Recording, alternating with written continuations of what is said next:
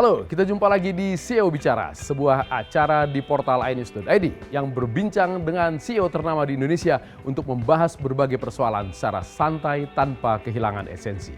Dan kali ini tamu kita adalah Direktur Utama PT Kereta Api Indonesia, Edi Sukmoro. Apakah ia sempat berharap menjadi menteri seperti pendahulunya Ignatius Jonan yang menjadi Menteri Perhubungan setelah lepas dari jabatan Direktur Utama PT Kereta Api Indonesia? Berikut perbincangannya. Selamat malam, Pak. Selamat malam, Pak Latif. Apa kabar? Sangat baik. Bapak setuju dengan saya bahwa perjalanan kehidupan itu seperti perjalanan kereta api? Sangat setuju. Ada nikungnya. Ada nikungnya juga, Pak, ya? Iya. Oke, Pak Edi, Bapak sudah 6 tahun menjadi Direktur Utama PT Kereta Api. Ketika kemarin bulan Oktober Pak Jokowi dan Pak Ma'ruf menyusun kabinet, Bapak pernah terpikir nggak bahwa akan ditunjuk menjadi anggota kabinet seperti Pak Jonan pendahulu Pak Edi? Sebenarnya sih tidak berpikiran seperti itu, karena dasar dari penunjukan saya itu saya sudah siap menjadi pelayan masyarakat. Artinya dimanapun saya ditunjuk untuk membantu Bapak Presiden, saya siap. Dan kereta api ini adalah salah satu tugas yang memang harus diberikan kepada orang yang memang harus siap menjadi pelayan masyarakat. Oke.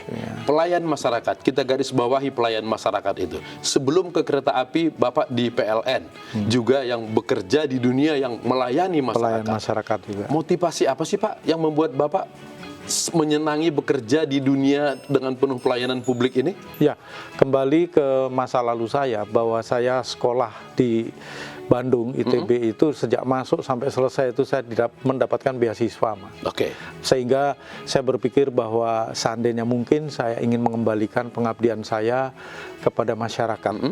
Apa yang saya dapat, saya akan layankan kepada masyarakat. PLN juga melayani masyarakat. Sekarang di kereta api melayani masyarakat juga yang nggak kalah penting juga. Oke. Bapak kuliah di Teknik Sipil ITB sejak tahun 78. Betul. Beasiswanya sebesar apa sampai kemudian harus membayar utang kepada masyarakat bertahun-tahun begitu?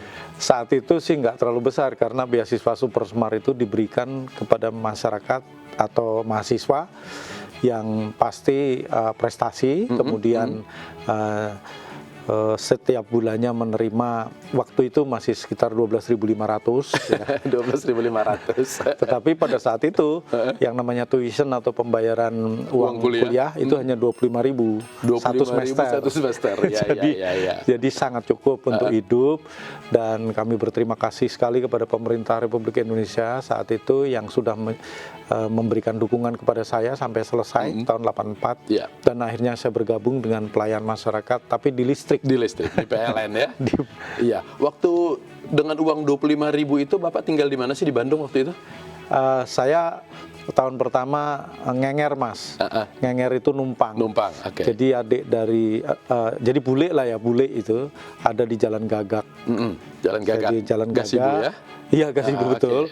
Saya tinggal di situ selama 1,5 tahun atau 2 tahun. Setelah itu baru berkumpul dengan teman-teman karena sudah mulai tahu, karena waktu di TB itu tingkat pertama bersama itu belum di jurus. Nah, tingkat kedua baru di jurus, masuk ke jurusan, sudah tahu jurusannya, baru kita bergabung dengan teman-teman yang sejurusan. Satu jurusan. Oke. Pindah ke dekat-dekat kampus. Dekat-dekat kampus. Yang bisa jalan kaki, yang bisa makan murah. Itu yang paling penting, Pak ya. Soalnya uang beasiswa cuma 25.000. Tapi kan masih dapat dari orang tua kan? Saat itu orang tua sudah tersendat-sendat, karena memang pada saat saya masuk, bapak saya tentara, beliau mengatakan sebentar lagi saya pensiun loh, katanya dia bilang. Sehingga ya memang dapat dukungan dari beasiswa itu sangat berarti buat saya. Sehingga kemudian harus merasa membayar itu kepada masyarakat. Saya pikir melayani lah. Oke. Bekerja di dua layanan publik yang besar. PLN resikonya mati lampu. Di kereta api resikonya anjlok. Bapak stres nggak sih dengan pekerjaan itu? Sebenarnya kedua-duanya memang membutuhkan skill atau kesabaran yang sama, karena yang dihadapi adalah masyarakat umum yang memang membutuhkan pelayanan dari kita. Tetapi kereta api jauh lebih menuntut waktu ya, karena memang di kereta api ini yang dibawa nyawa, Mas. Sehingga setiap saat kita harus mengawasi, memastikan bahwa perjalanannya ini aman, nyaman, dan tidak ada terjadi sesuatu yang luar biasa atau PLH. Oke. Nah, ini yang membuat kita harus wake up atau selalu monitor seluruh direksi. Ya. Jadi Bapak terus-menerus memantau Ya. pekerjaan Ya. direksi tersebut. Jam 11 atau jam 12 malam itu biasanya seluruh kepala daerah mengirimkan laporan berapa penumpang Lewat setiap apa? malam. Lewat apa? Lewat email. Email, oke. Jadi berapa penumpang yang diangkut, kemudian ketibaannya itu mundur apa tidak, keberangkatannya mundur apa enggak, kemudian bagaimana dengan pendapatan, kemudian apakah ada hal yang luar biasa terjadi, itu setiap malam itu harus dikirim dan Jam saya 11 malam? respon. Ya. Berarti Bapak tidak pernah tidur sebelum jam 11 malam? Setelah respons itu bisa. Iya, kan udah lewat, berarti udah lewat jam 11 malam. Iya, kadang juga ada yang baru bisa saya balas pagi hari kalau saya terlalu lelah, dan kita beritahu lakukan ini, lakukan itu, dan kita terima kasih seperti itu hampir tiap hari. Hampir tiap hari. Dan di kereta api ini setiap Jumat malam saya selalu mengeluarkan schedule seminggu depan itu saya berada di mana. Dan setelah saya kirimkan jadwal saya mingguan setiap Jumat sampai hari ini, nah direksi akan membaca apakah saya akan rapat dengan dirut, apakah tidak. Nah setelah itu direksi mengeluarkan jadwal mingguannya, lalu ke bawah deputi direkturnya karena membaca itu membuat lagi schedule mingguan, dan itu tiap minggu kita lakukan. Oke, kenapa Bapak memilih menerapkan pola seperti itu? Pola yang mengharuskan Bapak harus tetap terus-menerus memantau semua pekerjaan anak buah. Ya, saya berterima kasih, mestinya kita semua rakyat Indonesia berterima kasih karena dirut sebelumnya itu memang memberikan pelajaran yang bagus kepada kita semuanya, sehingga ini hal yang sangat prinsip ya. Pak Jonan selalu menekankan bahwa ini itu harus diawasi setiap saat, karena kereta api setiap hari, setiap jam, setiap menit ada yang jalan. Iya. Nah sehingga monitoring seperti ini itu selalu tidak ada handphone yang mati, tidak pernah ada. Karena kalau terjadi sesuatu maka komunikasi kita harus cepat untuk menanggulangi ini. Oke, baik. Bapak tadi bercerita tentang laporan setiap hari berapa yang diangkut. Ya. Setiap tahun itu berapa banyak sih Pak? Tahun 2018 Mas, itu total penumpang yang diangkut keseluruhannya itu 425 juta penumpang. 2018? 2018. Oke. 425 juta penumpang. Oke. 2019 baru saja dilaporkan juga ke saya habis tahun itu 432 juta penumpang. Itu 2 kali penduduk Indonesia Bapak bawa dengan kereta api. Iya. Dan harus aman. Harus aman. Tidak boleh ada kecelakaan. Tugas yang sangat berat berarti ada di pundak Pak Edi. Iya. Nah itu sebabnya jadi kita sekali lagi saya katakan bahwa kereta api dibenahi di zaman Pak Ignatius Jonan itu membenahi banyak sekali hal. SDM misalkan. SDM itu sudah dilakukan perbaikan dari perubahan mindset. Itu sejak zaman dulu. Itu yang tadinya product oriented menjadi service oriented. Sehingga kita harus memperhatikan apa yang dibutuhkan oleh para penumpang. Yang kedua, tadi yang saya katakan bahwa ada 3 hal yang harus dicamkan oleh pegawai kereta api. Yang pertama, integritas. Integritas untuk menjadi pegawai kereta api ini harus full. Tidak boleh ada main-main. Yang kedua, harus siap bekerja keras. Bekerja keras ini analoginya adalah bahwa manakala posko lebaran, orang libur kita malah piket. Natal tahun baru, orang libur malah kita piket. Bahkan hari terjepit, orang libur kita posko. Jadi ini terbalik. Nah yang ketiga, siaplah menjadi pelayan. Karena kita bisa membesar seperti ini karena kita melayani masyarakat yang sebanyak ini gitu ya. Hal-hal seperti itulah yang ditanamkan kepada masyarakat kereta api yang jumlahnya sekarang mencapai 30.000 pegawai. 30.000 pegawai di seluruh Indonesia. Menjadi pelayan. Apakah ini yang kemudian inovasi besar di PT Kereta Api, merubah mindset para pegawai ini? Sulit nggak sih Pak? Ya sebenarnya tidak mudah untuk merubah mindset ini karena terbiasa mereka yang sudah merasakan zaman dulunya mereka produksi atau produk oriented dirubah menjadi service oriented, sehingga kita harus menyapa, sehingga kita harus tersenyum, sehingga kita harus melayani masyarakat yang mungkin baru pertama naik kereta. Tetapi karena kita terus memberikan dukungan kepada para pegawai, maka mereka akhirnya juga bisa melayani dengan baik. Saya berikan contoh, misalkan beberapa barang tertinggal ditemukan oleh Polsuska, bahkan sampai ratusan juta uang dikembalikan kepada yang mempunyai.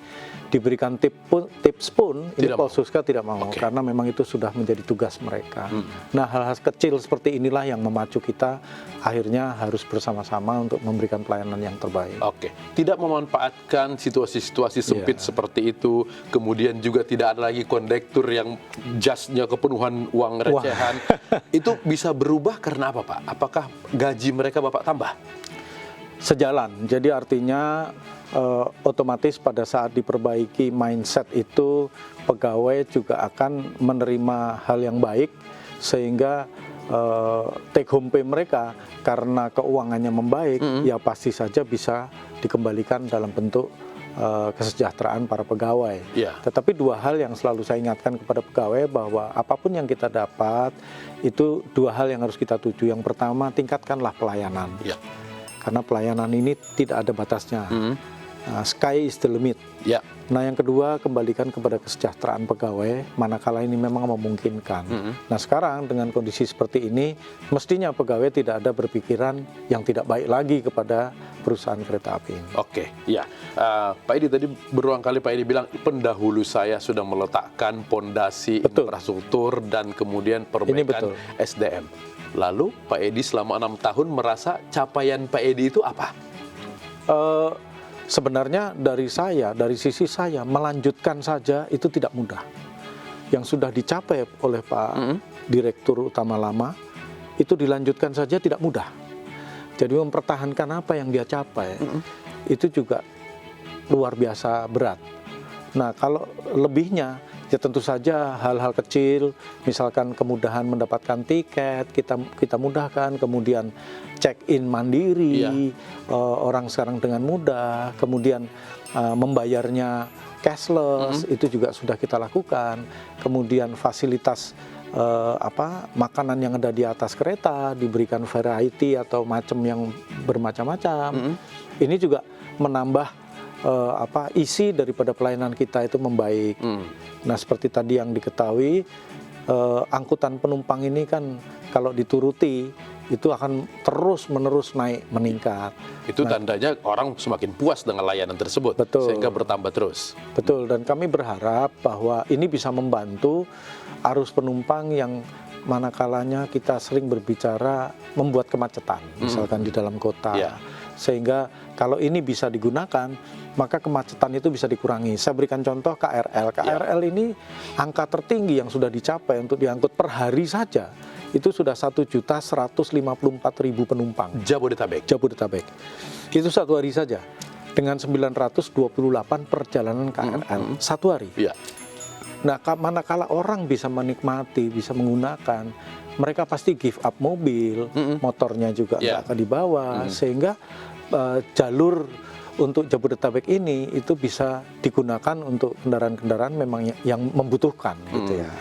Jadi mereka yang selama ini berteriak memprotes kemacetan, nyatanya mereka adalah sumber kemacetan itu sendiri, karena tidak mau beralih kepada angkutan publik. Banyak loh Pak orang yang tidak mau beralih ke angkutan publik, terutama kereta api itu, karena bilang kereta api penuh, kemudian stasiunnya kotor. Ini kayaknya sosialisasi. Sukses story-nya kereta api ini perlu diperbanyak terus kepada publik ini, Pak. Publik ya. Ya, itu memang salah satu sosialisasi kepada masyarakat bahwa mari gunakan angkutan massal itu untuk mengurangi kemacetan. Kemudian kemudahan juga dicapai. Seperti Bogor ke Jakarta, itu banyak sekali sekarang orang parkir di stasiun Bogor, menggunakan KRL masuk Jakarta untuk bekerja. Nah, Pondok Cina, kemudian Bekasi, kemudian Rangkas. Nah, ini mulai kita kenalkan kepada masyarakat, sehingga nantinya masyarakat tidak berjejal lagi membawa mobil masuk ke ibu kota. Iya, saya termasuk pengguna Pak. Oh, Saya pengguna. parkir di Pondok Cina. Angker 3.500 sudah sampai Gondang Sudah sampai Gondang Dia. Oke. Pak Edi, kan tidak ada kompetisi di perjalanan kereta api. Hanya PT KAI saja yang bermain di sana. Kenapa Bapak harus bersusah payah memperbaiki layanan ini? Itu keliru besar karena sebenarnya kereta api ini ada kompetisi. Kan ada bus, ada Gojek, ada Gokar, semua juga ada. Meskipun modanya lain. Iya. Tetapi yang pasti bahwa kereta api harus bisa lebih nyaman, harus bisa lebih terjangkau, Ya. harus bisa tepat waktu. Ya. Nah, hal-hal seperti ini yang harus kita junjung tinggi sehingga pengguna itu merasa saya nyaman naik kereta, sehingga saya tinggalkan itu Gojek, saya tinggalkan itu mobil, bukan dalam artian bersaing, tetapi saling membantu. Saling bantu. Saya berikan contoh Jakarta-Bandung, yang dulunya 8 KA dalam satu hari, Jakarta-Bandung Argo Parayangan itu, 8 KA itu 16 trip satu hari. Sekarang kemarin pada saat Japek belum diresmikan, itu mencapai 21 KA satu hari. Artinya 42 trip dalam satu hari. Sekarang turun mungkin sekitar 17 lah. Tapi bukan berarti itu berkurang, ternyata nambah gitu. Maka kita berharap nantinya kalau kereta cepat ini sudah mencapai ke Bandung, ini bukan kompetisi, tetapi ini mendukung. Saling melengkapi. Saling melengkapi. Oke. Demikian perbincangan kita di CEO Bicara bersama Direktur Utama PT Kereta Api Indonesia, Edi Sukmoro. Mudah-mudahan perbincangan tersebut menjadi inspirasi bagi kita semua. Terima kasih.